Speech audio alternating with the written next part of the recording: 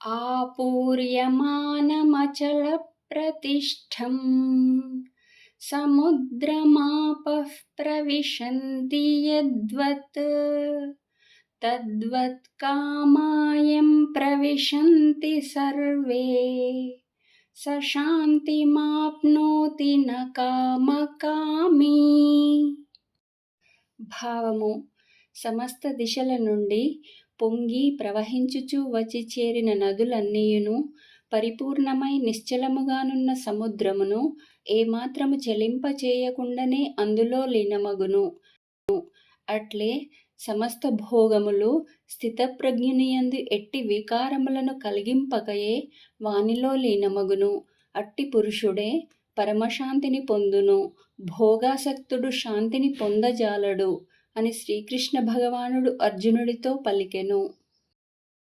విహాయ కామాన్యః సర్వాన్ పుమాంశ్చరతి నిస్పృహః నిర్మమో నిరహంకారః స శాంతిమధిగచ్చతి.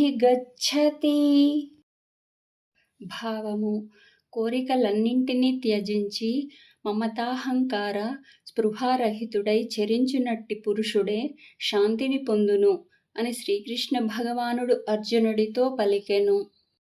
ఏషా బ్రాహ్మీ స్థితిః పార్థ నైనాం ప్రాప్య విముహ్యతి స్థిత్వా స్యామంతకాలేపి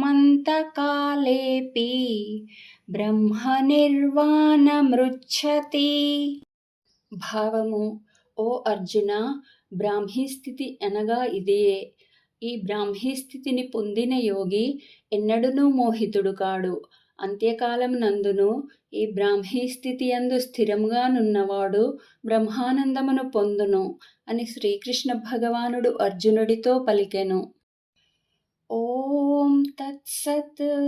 ఇతి శ్రీమద్భగవద్గీతాసు ఉపనిషత్సు బ్రహ్మ విద్యాయాం యోగశాస్త్రే శ్రీకృష్ణార్జున సంవాదే సాంఖ్యయోగో నామ ద్వితీయోऽధ్యాయః.